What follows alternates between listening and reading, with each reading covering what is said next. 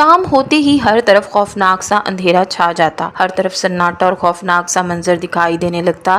سارا دن تو ہمارا گاؤں خوشیاں بکھیرتا رہتا، لیکن جو ہی رات کی سیاہی آسمان پر چھانے لگتی تو ایک عجیب سی خاموشی، ایک عجیب سا خوف پورے گاؤں کو اپنی لپیٹ میں لے لیتا۔ گاؤں کے سب لوگ شام سے پہلے ہی اپنے اپنے گھروں کا دروازہ بند کر لیتے۔ اس خوفناک منظر سے ہر دل ڈرا ہوا تھا، سب لوگ خوفزدہ تھے، کوئی نہیں جانتا تھا کہ کب کسی کے ساتھ کیا حادثہ پیش آ جائے۔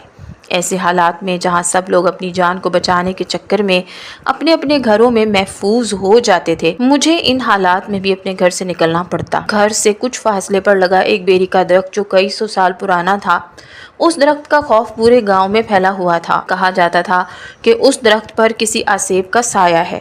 گاؤں والوں کا ماننا تھا کہ شام ہوتے ہی یہاں بری طاقتوں کا نزول ہونے لگتا ہے جو بے حد خوفناک دکھائی دیتی ہیں۔ یہی وجہ تھی کہ گاؤں والے مغرب کے بعد اپنے اپنے گھر سے نکلنا خطرے سے خالی نہیں سمجھتے تھے۔ جہاں یہ بیری کا درخت اپنے اندر کئی کہانیاں چھپائے ہوئے تھا، وہیں اس درخت کے نیچے بنا سالوں پرانا ایک تندور بھی اسی کہانی کا حصہ بن چکا تھا۔ اسی پرانے تندور پر ہر روز مجھے روٹیاں بنانے کا کام سونپا جاتا۔ میں نہ چاہتے ہوئے بھی اس تندور پر جاتی جہاں دن کے وقت بھی لوگ جانے سے گھبراتے تھے۔ یہ جگہ بہت پراسرار تھی، یہاں پر کام کرنا بہت مشکل تھا، لیکن میری مجبوری ہوتی کہ مجھے یہاں کام کرنا پڑتا تھا۔ ہر روز کی طرح آج بھی جب دن ڈھلنے لگا تو مجھے تندور پر جانے کا حکم ملا۔ دن بھر کی تھکان کے بعد شام میں ایسی خوفناک جگہ پر جانا میرے لیے آسان نہیں ہوتا تھا۔ میں اپنے گھر سے روٹیاں بنانے کا سامان لے کر نکلی اور کچھ قدم کے فاصلے پر تندور پر جا پہنچی، جہاں سوائے میرے اور میری تنہائی کے اور کچھ دکھائی نہیں دے رہا تھا۔ آج بھی درختوں کے گہرے سائے سڑک پر پھیلے دکھائی دے رہے تھے۔ ہر طرف گہری خاموشی کا خوف تھا، خاموشی بھی اتنی گہری کہ سوئی گرنے کی آواز تک گونج اٹھتی تھی۔ پتوں کی سرسراہٹ نے میرے دل کی دھڑکن کو تیز کر رکھا تھا۔ میں ہمت کرتے ہوئے دل کو سمجھانے لگی اور اپنے قدم نہ چاہتے ہوئے بھی تندور کی جانب بڑھانے لگی۔ میں نے اپنے ارد گرد دیکھا تو خود کو اکیلا پایا، مگر ایک انجانا سا احساس مجھے خوفزدہ کیے ہوئے تھا۔ مجھے ایسا محسوس ہو رہا تھا جیسے مجھے کوئی اندیکھی نظر دیکھ رہی ہے۔ کانپتے ہاتھوں اور بے ترتیب دھڑکن کو لیے جیسے ہی میں نے تندور کو جلایا تو تیز خوفناک ہوا نے مجھے آ گھیرا۔ میرے کانوں میں ہوا کے تھپیڑے پڑنے لگے۔ ایسا معلوم ہوتا تھا جیسے یہ ہوا مجھ سے کچھ کہنا چاہ رہی ہو، کوئی پیغام سنانا چاہ رہی ہو۔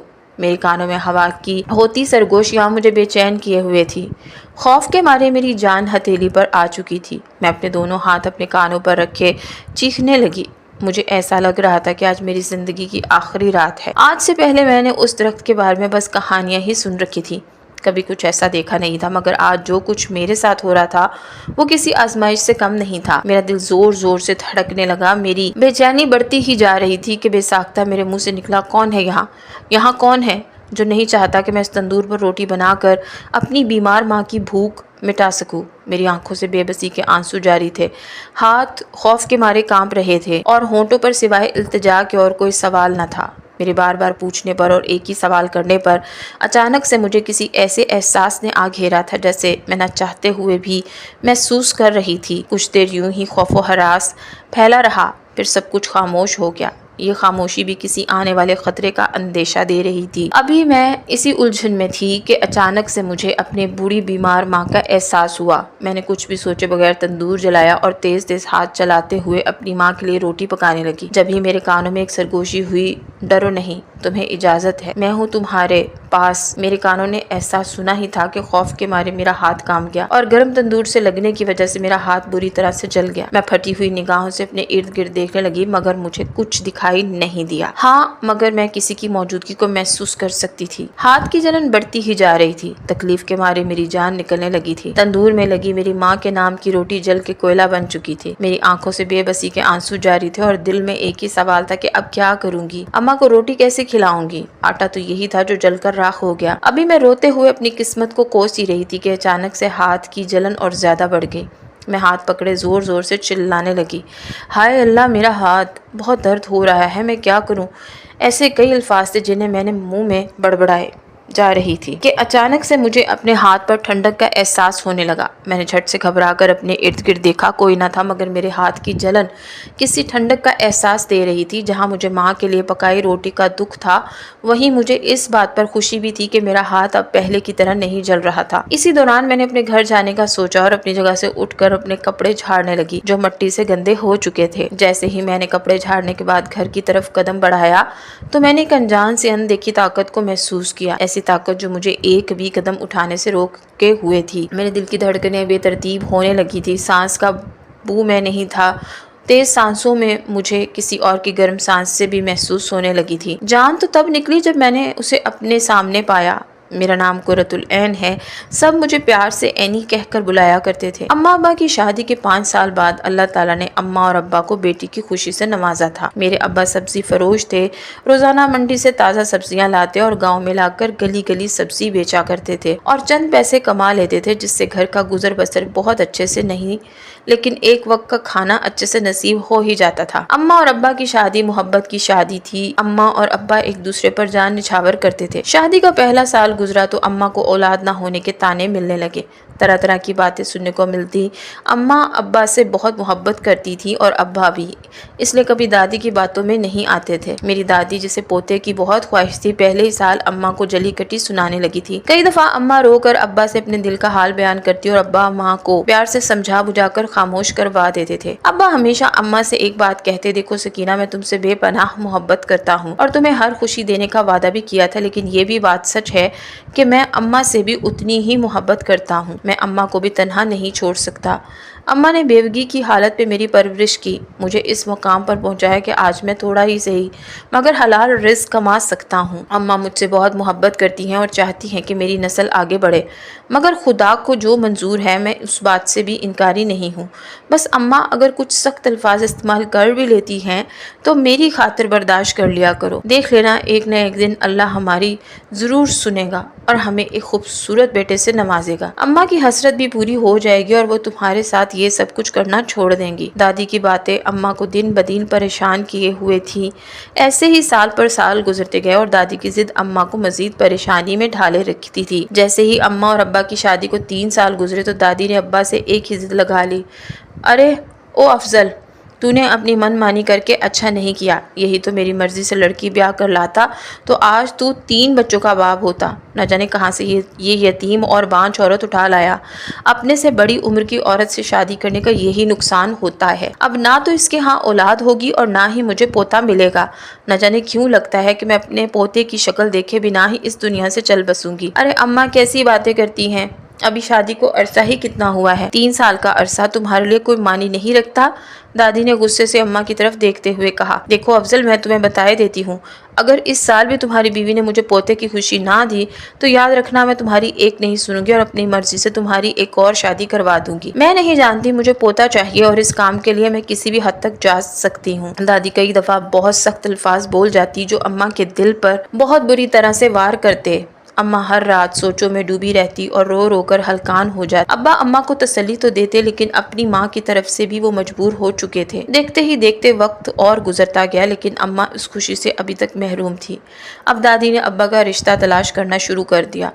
ہر جگہ لوگوں کو کہہ رکھا تھا کہ کہیں سے کوئی اچھا رشتہ ہو تو میرے بیٹے کا کروا دینا، میری بہو بانجھ ہے، اس لیے اولاد کی خاطر میں اپنے بیٹے کی ایک اور شادی کرنا چاہتی ہوں۔ ابا کے کئی رشتے آئے لیکن سب کی ایک ہی شرط تھی کہ پہلی بیوی کو طلاق دی جائے، پھر ہم اپنی بیٹی کا رشتہ دیں گے۔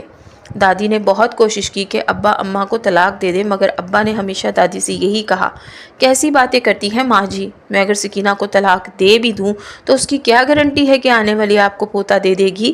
ہو سکتا ہے میرے نصیبوں میں اولاد ہی نہ ہو، پھر کیا کریں گی؟ میری تیسری شادی کروائیں گی؟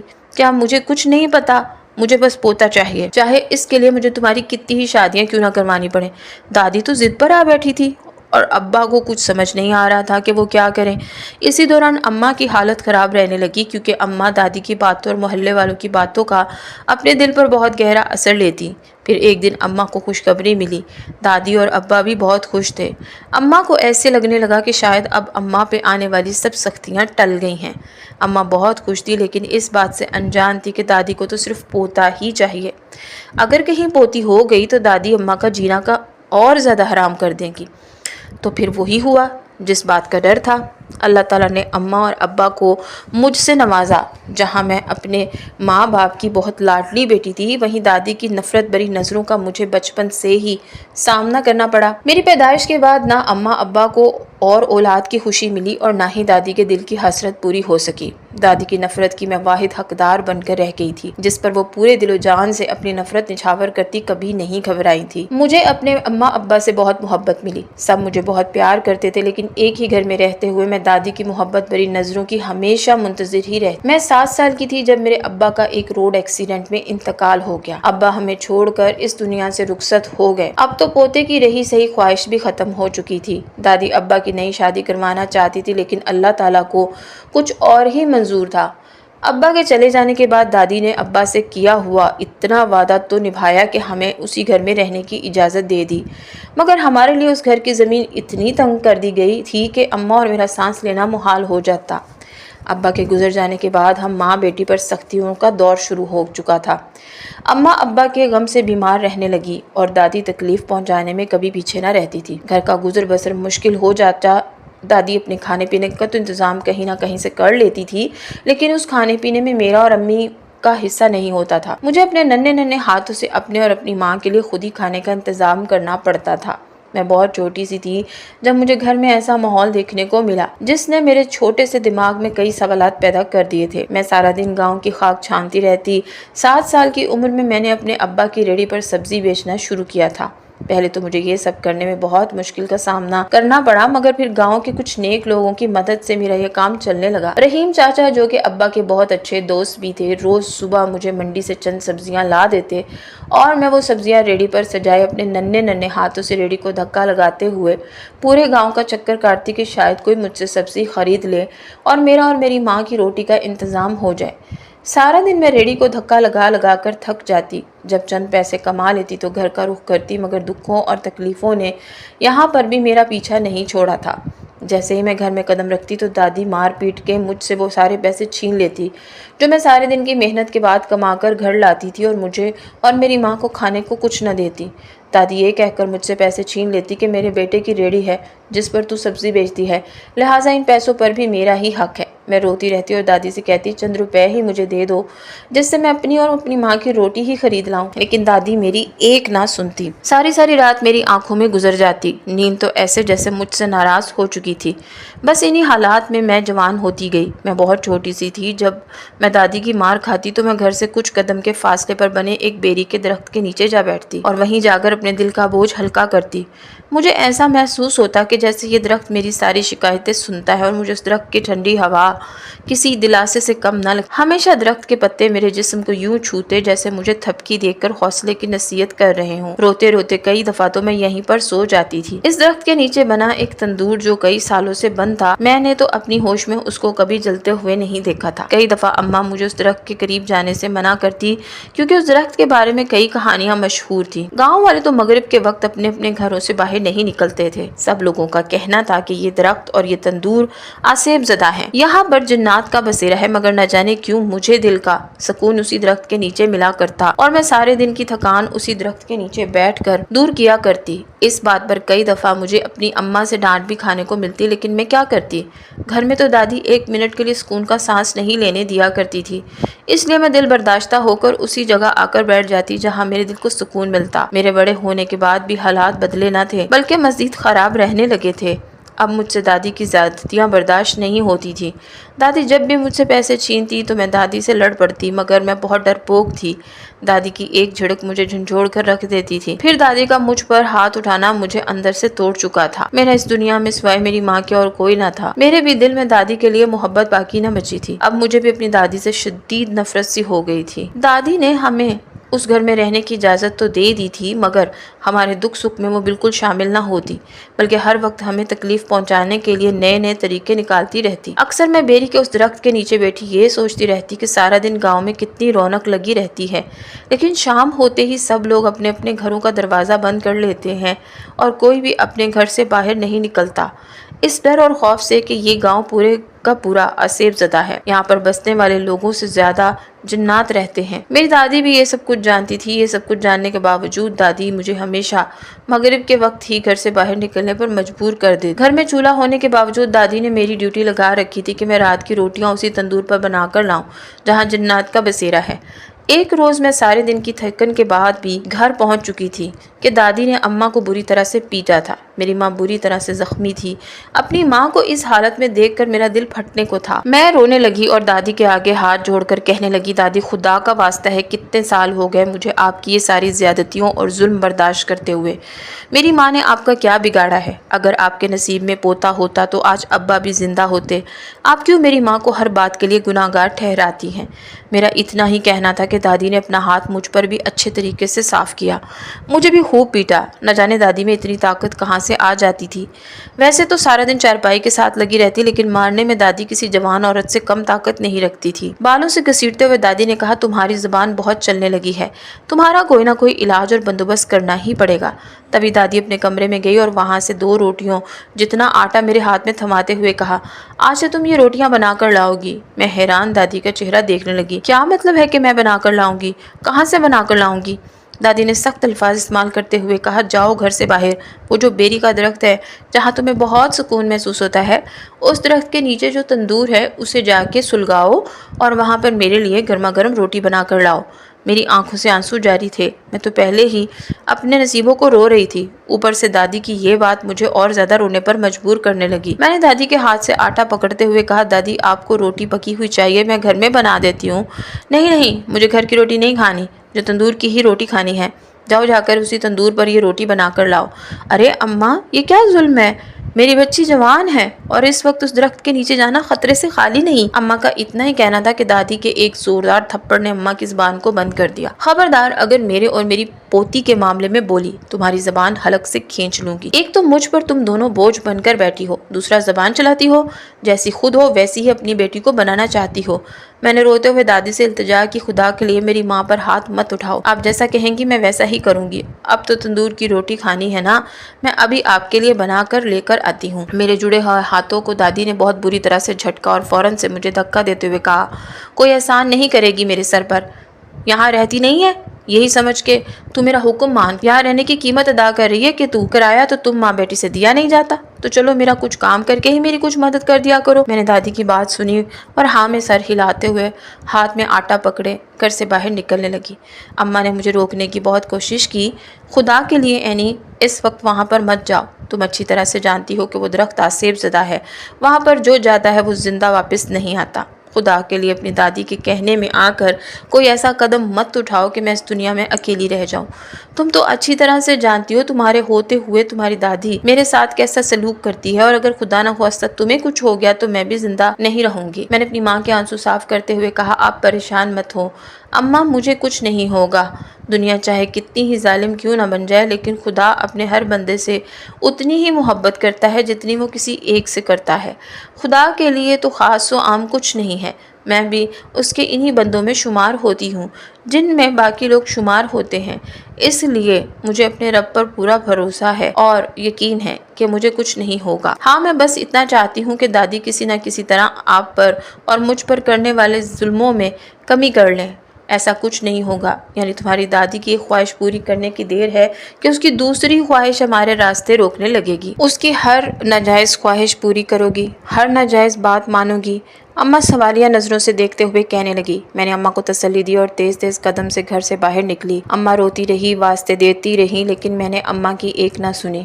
دل میں بہت خوف تھا، بے انتہا ڈر بھی تھا، آخر تھی تو میں لڑکی ہی، کیا کرتی، کہاں سے اتنا حوصلہ لاتی؟ گاؤں کے تو مرد تک مغرب سے پہلے اپنے اپنے گھروں کے دروازے بند کر دیا کرتے تھے، تو پھر ایک لڑکی تھی، ڈر تو مجھے بھی لگ رہا تھا، لیکن اپنی زبان پر آیت الکرسی کا ورد کرتے ہوئے میں تیز تیز قدم چلتی تندور کے قریب جا پہنچی۔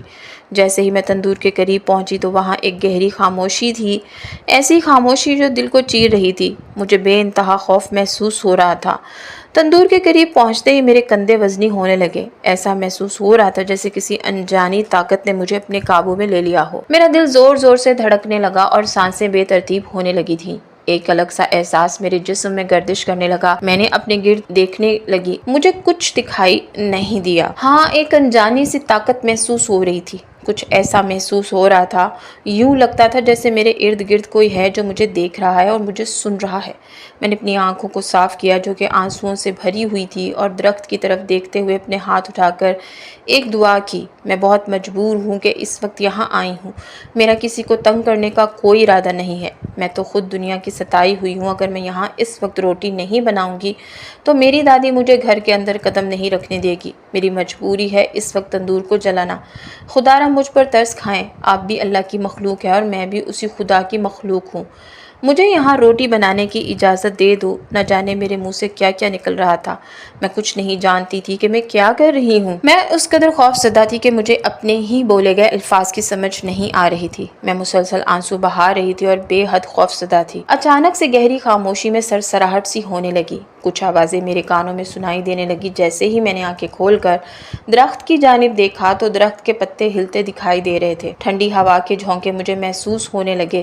مجھے یوں محسوس ہو رہا تھا کہ میری ساری باتیں کوئی سن رہا ہے اور جواب میں اس ٹھنڈی ہوا کے ذریعے مجھے اس بات کی تسلی دے رہا ہے کہ مجھے یہاں پر کوئی نقصان نہیں پہنچائے گا اور میں یہ تندور جلا سکتی ہوں۔ کافی دیر اسی طرح میں یہاں ہونے والی حرکات کو محسوس کرتی رہی کہ پھر اچانک سے میرے کانوں میں آواز پڑی، ارے او کمبختینی، کہاں مر گئی ہے؟ بھوک سے میری جان نکل رہی ہے۔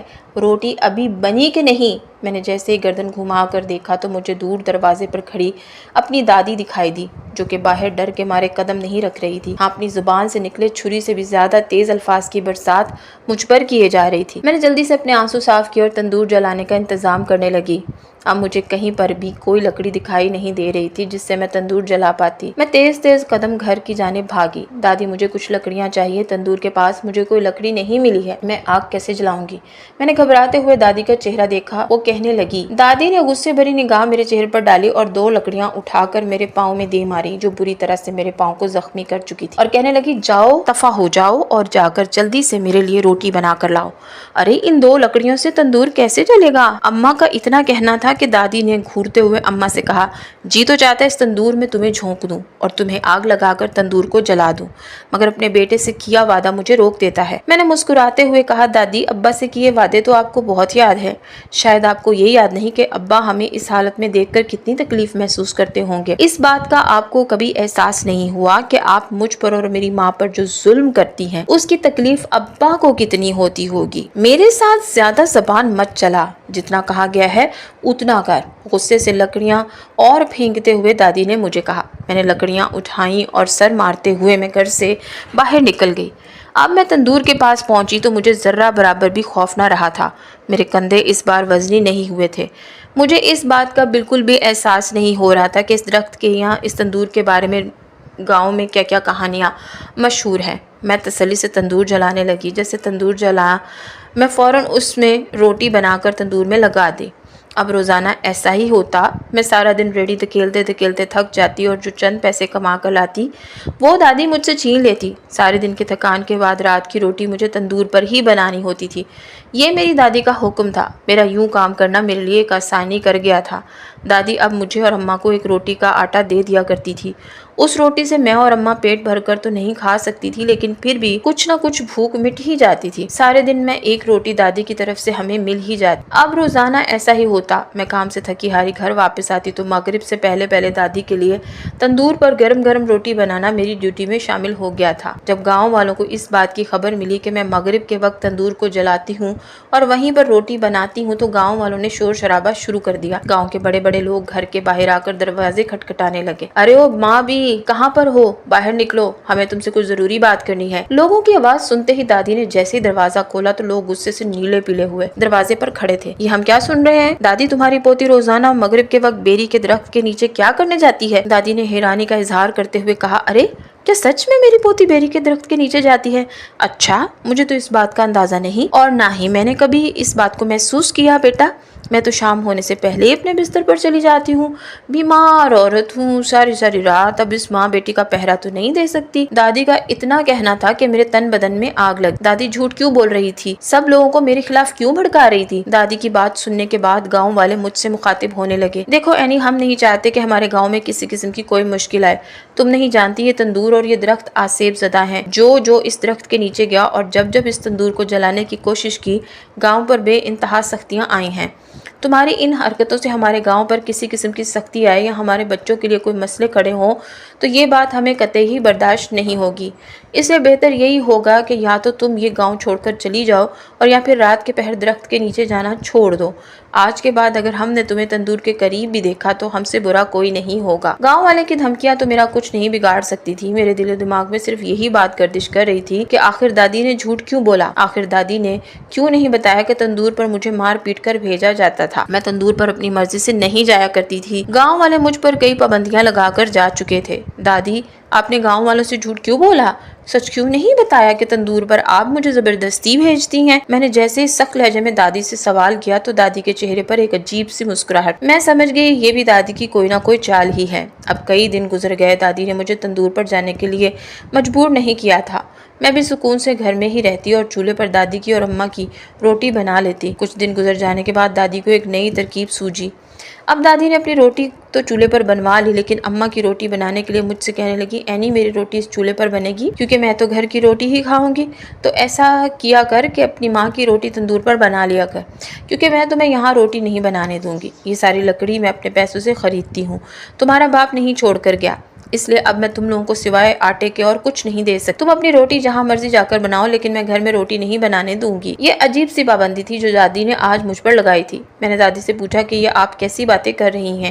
میں کہاں جا کر روٹی بناؤں گی؟ تندور پر تو گاؤں والوں نے پابندی لگا دی ہے، اب میں تندور پر جا کر روٹی بنانے سے تو رہی، اس لیے گھر میں ہی روٹی بنانی ہوگی۔ مگر میری ایک نہ سنتے ہوئے دادی نے مجھے دھکے دے کر گھر سے باہر نکال دیا اور کہا کہ جا کر مر تندور پر جا کر روٹی بنا، یہاں پر میں تمہیں قطعی ہی روٹی نہیں بنانے دوں گی۔ اب کی بار کافی دن گزر چکے تھے مجھے تندور پر گئے ہوئے۔ آج جب میں تندور کی جانب قدم بڑھا رہی تھی تو میرا دل زور زور سے دھڑکنے لگا تھا۔ آج میری کیفیت پھر پہلے دن کی سی تھی۔ مجھے ایسا محسوس ہو رہا تھا کہ جیسے مجھے کسی نے بری طرح سے جھنجھوڑا ہو، جیسے کوئی مجھ سے کہہ رہا ہو کہ اتنے دن تم کہاں پہ غائب رہی، مجھ سے سوال کر رہا ہو، اپنے غصے کا اظہار کر رہا ہو۔ میرے ہاتھ پاؤں کانپنے لگے تھے، جسم بری طرح سے کانپ اٹھا تھا، دل کی دھڑکنیں بے ترتیب ہو گئی تھی۔ میں نے ڈرتے تندور میں آگ جلانے کا سوچا، مگر میرے پاس لکڑیاں نہیں تھی۔ میں آنکھوں میں بے بسی کے آنسو لیے پھوٹ پھوٹ کر رونے لگی۔ تبھی میرے کندھے پر کسی نے ہاتھ رکھا۔ جیسے ہی کسی نے میرے کندھے کو چھوا، میرے اندر ایک ٹھنڈی سی لہر دوڑنے لگی۔ میں نے اپنے ارد و گرد دیکھا اور ڈر کے مارے اپنی جگہ سے اٹھ گئی۔ تبھی میری نظر تندور کے پاس گری چند لکڑیوں پر پڑی۔ میں حیران تھی کہ کیوں پہلے یہاں کچھ بھی نہیں تھا، اب یہ لکڑی کہاں سے آئی تھی؟ میں خوف زدہ ہونے لگی اور طرح طرح کے سوال خود سے ہی کرنے لگی۔ شاید کوئی تھا جو اپنی زندگی اور اپنی موجودگی کا احساس دلا رہا تھا۔ میں نے سب باتوں کو نظر انداز کیا اور لکڑیاں اٹھائیں، مگر لکڑیاں تو گیلی تھیں۔ میں نے گیلی لکڑیاں ہی تندور میں ڈال دیں اور اس یقین کے ساتھ آگ جلانے لگی کہ آگ ضرور جلے گی۔ کچھ ہی دیر میں گیلی لکڑیوں نے آگ پکڑ لی اور تندور گرم ہو گیا۔ میں نے ایک ٹھنڈی آہ بھری اور روٹی پکانے لگی۔ میں نے جیسے ہی تندور میں روٹی لگائی، تیز ہوا چلنے لگی اور ہوا میں خوفناک آوازیں تھیں۔ میرا دل ان آوازوں سے بند ہونے لگا۔ میں نے اپنے دونوں ہاتھ اپنے کانوں پر رکھ لیے، مگر خوفناک آوازوں کے شور نے پورے علاقے کو اپنے گھیرے میں لے رکھا تھا۔ میرا جسم بے جان سا ہونے لگا تھا اور ہاتھ کانپنے لگے تھے۔ اس خوف سے میرا ہاتھ گرم گرم تندور سے لگ گیا۔ میرا ہاتھ بری طرح سے جل چکا تھا۔ ہاتھ کے جل جانے سے میری چیخ نکل گئی۔ مجھے بہت درد ہونے لگا۔ میں روتے ہوئے خود سے ہی سوال کرنے لگی، کیا قصور ہے میرا؟ کیوں میرے نصیبوں میں سکون نہیں؟ میرا اتنا کہنا تھا کہ کسی نے میرے ہاتھ کو چھوا۔ مجھے ایسا محسوس ہوا جیسے کسی نے میرے ہاتھ پر محبت سے مرہم رکھ دی ہو، جس سے میرے زخم کو ٹھنڈک کا احساس ہونے لگا تھا۔ میں گھبرا کے اپنے ارد گرد دیکھنے لگی، مگر کوئی نہیں تھا۔ تبھی میں نے اونچی آواز میں سوال کیا، کون ہے یہاں؟ سامنے آؤ۔ میری آواز پر کوئی میرے سامنے نہ آیا، مگر جو ہوا میں شور تھا وہ رک چکا تھا۔ اب ٹھنڈی ہوا کے جھونکے مجھے خاص ہونے کا احساس دلا رہے تھے۔ میرا دل بے چین ہو رہا تھا۔ میں حقیقت جاننا چاہتی تھی، مگر ابھی بھی مجھ پر کچھ بھی ظاہر نہیں ہو رہا تھا۔ اسی اثنا میں پھر سے کسی انجان طاقت نے مجھے چھوا تھا۔ اس دفعہ کسی کے چھونے کا احساس اپنے لمس کو میرے ہاتھ پر چھوڑ گیا تھا۔ یہ احساس بہت خوبصورت تھا۔ ابھی میں اسی احساس کو محسوس کر رہی تھی کہ میرے کانوں میں ایک آواز پڑی، قرۃ العین۔ یہ وہ نام تھا جسے شاید میں بھی بھول چکی تھی، کیونکہ میرے اصل نام سے کوئی مجھے نہیں پکارتا تھا، سب مجھے اہنی کہہ کر ہی بلاتے تھے۔ میں پریشانی میں درخت کی جانب دیکھ رہی تھی کہ پھر سے مجھ سے کوئی مخاطب ہوا۔ ارے میں تم سے بات کر رہا ہوں، پریشان مت ہو، میں ہوں۔ میرے کانوں نے اتنا سنا تھا کہ خوف کے مارے میں زمین پر گری اور بے ہوش ہو گئی۔ جب مجھے ہوش آیا تو میں نے خود کو اپنے کمرے میں پایا تھا۔ اماں جو میرے پہلو میں سکون کی نیند سو رہی تھی، میں انہیں دیکھ کر حیران رہ گئی۔ آج سے پہلے میں نے اماں کو کبھی اتنی سکون کی نیند سوتے نہیں دیکھا تھا۔ اچانک سے مجھے یاد آیا کہ میں تو تندور پر گئی تھی، گھر سے کیسے پہنچ گئی؟ میں یاد کرنے لگی کہ آخر وہ کون تھا۔ تبھی میری نظر میرے ہاتھ پر پڑی جس پر جلنے کا نشان تھا۔ مجھے پھر سے جلن محسوس ہونے لگی۔ میں درد سے چیخی، میری چیخ سے اماں کی آنکھ کھل گئی۔ یعنی کیا ہوا ہے؟ شکر ہے تم ہوش میں آ گئی، میں تو ڈر گئی تھی، اماں نے میرا ماتھا چومتے ہوئے کہا تھا۔ میں اسی سوچ میں تھی کہ آخر مجھے گھر کون لایا۔ اس سے پہلے کہ میں اماں سے کوئی سوال کرتی، ایک زوردار گرجتی ہوئی آواز نے دل دہلا دیا تھا۔ یہ آواز کسی اور کی نہیں، دادی کی تھی، جو بہت غصے سے چیختے ہوئے کہہ رہی تھی، ارے او سکینہ، کہاں مر گئی؟ دونوں ماں بیٹی۔ دادی کی آواز پر اماں بہت گھبرا گئی اور اپنی جگہ سے اٹھ کر جلدی سے باہر کی جانب بھاگی۔ میں بھی اماں کے پیچھے پیچھے تھی۔ کہاں مر گئی تھی؟ میرے بیٹے کو کھا کے جی نہیں بھرا جو تم اب میری جان کی دشمن بن بیٹھی ہو؟ دادی کیا ہوا ہے؟ کیوں شور مچا رکھا ہے؟ میں نے آگے بڑھتے ہوئے کہا، ارے دیکھو تو صحیح، کیا لمبی زبان ہے اس کی، جیسی ماں ویسی بیٹی۔ دادی ماتھے پر بل ڈالتے ہوئے کہنے لگی، تم دونوں سے بات کرنا ہی بیکار ہے، جاؤ میرے لیے چائے بنا کے لاؤ۔ دادی کا حکم تو اماں کے لیے بہت اہمیت رکھتا تھا۔ میں نے آگے بڑھتے ہوئے کہا، میری ماں آپ کی ذاتی ملازمت نہیں ہے، آج سے میری ماں آپ کا کوئی کام نہیں کرے گی۔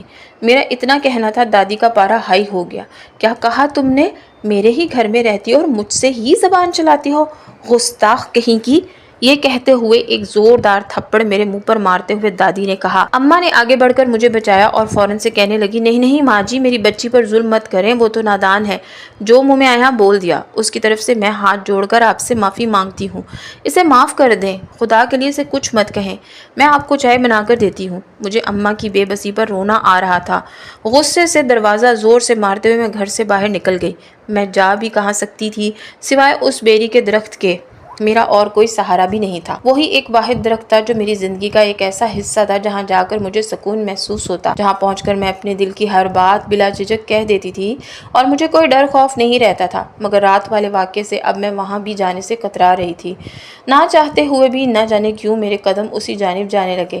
کچھ ہی قدم کا فاصلہ طے کر کے میں آخرکار بیری کے درخت کے قریب پہنچ گئی۔ میں غور سے درخت کو دیکھنے لگی۔ جیسے ہی میں نے تندور کے قریب قدم رکھا تو تیز ہوائوں نے میرا استقبال کیا اور مجھے آن گھیرا۔ درخت کے پتوں کی سرسراہٹ دل میں خوف پیدا کرنے لگی، مگر اس دفعہ یہ سرسراہٹ خوفناک نہیں تھی۔ اس دفعہ اس ہوا میں اتنی ٹھنڈک تھی کہ میں اسے محسوس کر سکتی تھی۔ میرا جی چاہا کہ میں درخت کے ساتھ ٹیک لگا کر کچھ دیر کے لیے یہیں بیٹھ جاؤں۔ میں نے یہی کیا۔ جیسے ہی میں نے درخت کے ساتھ ٹیک لگائی اور آنسو بہاتے ہوئے اپنی قسمت کو کوسنے لگی تو مجھے عجیب سی ہلچل محسوس ہوئی۔ تبھی مجھے اپنے ہاتھ پر لگے زخم پر جلن سی محسوس ہونے لگی، لیکن پھر کچھ ہی دیر میں مجھے اپنے زخم پر ٹھنڈک کا احساس ہونے لگا۔ آج پھر کسی نے مجھے بہت ہی محبت سے چھوا تھا۔ آج پھر کسی نے اپنی محبت بھرے ہاتھوں سے شاید میرے زخم پر مرہم رکھ دی تھی۔ مجھے بہت اچھا لگ رہا تھا۔ جی چاہتا تھا ابھی ساری زندگی اسی درخت کے سہارے گزار دوں، مگر دل میں ایک خوف سا بھی تھا کہ یہ سب کیا ہو رہا ہے، مجھے کیوں یہاں آ کر اتنا سکون محسوس ہوتا ہے۔ ابھی میں اسی کشمکش میں تھی کہ اچانک سے میرے ارد گرد دھواں پھیلنے لگا۔ دیکھتے ہی دیکھتے یہ دھواں ایک گول دائرے کی شکل اختیار کر گیا جو میرے سر پر منڈلانے لگا۔ میں بہت زیادہ ڈر چکی تھی۔ گھبراہٹ کے مارے میری آواز کہیں حلق میں ہی دب کر رہ گئی تھی۔ میرے آنسو بالکل خشک ہو چکے ہوئے تھے۔ میں پھٹی ہوئی نگاہوں سے یہ سارے معاملات کو دیکھ رہی تھی۔ جی چاہ رہا تھا کہ اپنے گھر کی طرف دوڑ لگا دوں، لیکن میرے قدم میرا ساتھ ہی نہیں دے رہے تھے۔ میرے اندر ذرہ برابر بھی ہمت نہ تھی کہ میں اپنی جگہ سے ہل ہی پاتی۔ میں بے بسی اور بے یارو مددگار اسی طرح درخت کے نیچے بے سود پڑی رہی کہ اچانک سے وہ دھواں ایک خوبصورت آدمی کی شکل اختیار کرنے لگا۔ دیکھتے ہی دیکھتے نوجوان خوبصورت لڑکا میری آنکھوں کے سامنے نمودار ہوا، جسے دیکھ کر میں بہت زیادہ خوفزدہ ہو گئی۔ کون ہو تم؟ ہکلاتی ہوئی زبان سے میں نے چند الفاظ ادا کیے۔ اس سے پہلے کہ میں اس سے کوئی اور سوال کر پاتی، اس نے مڑ کر میری طرف دیکھا۔ اس کا چہرہ نور سے روشن تھا، بہت ہی خوبصورت چہرہ لیے وہ اچھی سی مسکراہٹ کے ساتھ میری طرف دیکھنے لگا۔ اس کی مسکراہٹ میں بے انتہا محبت چھپی ہوئی تھی جو مجھے صاف دکھائی دے رہی تھی۔ گھبراؤ نہیں، میں ہوں یوسف۔ اس کی آواز میں اتنی مٹھاس تھی کہ میں اس کی آواز سن کر دنگ رہ گئی۔ یوسف؟ کون یوسف؟ اور تم یہاں کیسے آئے؟ کون ہو؟ تمہیں شاید اس کی خوبصورتی کو دیکھ کر پاگل سی ہو گئی۔ تبھی اس سے سوال پر سوال کیے جا رہے تھے اور حیران نگاہوں سے اسے دیکھے جا رہی تھی۔ وہ میرے قریب آیا، میرے ہاتھ کو اپنے ہاتھوں میں تھامتے ہوئے کہنے لگا، کیا تم مجھے نہیں جانتی؟ میں نے انکار میں سر ہلایا اور کہا کہ بالکل بھی نہیں، میں نے تو آج سے پہلے تمہیں کبھی دیکھا بھی نہیں۔ اور چھوڑو میرا ہاتھ، کون ہو تم؟ میں نے بیزار ہوتے ہوئے اس سے کہا اور خوف کے مارے ایک قدم پیچھے ہٹی۔ اس نے مضبوطی سے میرا ہاتھ تھامے رکھا اور اپنے ہاتھ کو میرے زخم پر سہلانے لگا۔ مجھے پھر سے وہی ٹھنڈک محسوس ہوئی جو مجھے کچھ دیر پہلے محسوس ہو رہی تھی۔ میں نے حیران نگاہوں سے اس کی طرف دیکھا تو وہ مجھ سے کہنے لگا، کیا ابھی بھی تمہیں نہیں معلوم کہ میں کون ہوں؟ کیا ابھی بھی تم نہیں جان پائی؟ وہ ایسے انجان بنا مجھ سے سوال کر رہا تھا اور میں حیران اس کا چہرہ دیکھے جا رہی تھی۔ تبھی اس نے میرے ہاتھ کو اپنے ہونٹوں کے قریب کیا اور چوم لیا۔ اب مجھے سمجھ آ گیا تھا کہ یہ کون ہے۔ میں حیران کھڑی تھی اور خوف کے مارے میرے دل کی دھڑکن تیز ہونے لگی۔ میں نے پھر سے ہکلاتے ہوئے کہا کہ کیا چاہتے ہو تم اور یہاں کیوں آئے ہو؟ وہ مسکرایا اور میرا ہاتھ چھوڑتے ہوئے کہا، میں ایک جن زادہ ہوں اور اسی درخت پر میرا بسیرا ہے۔ میں بہت عرصے سے تمہارے ساتھ ہوتے ظلم دیکھتا آیا ہوں۔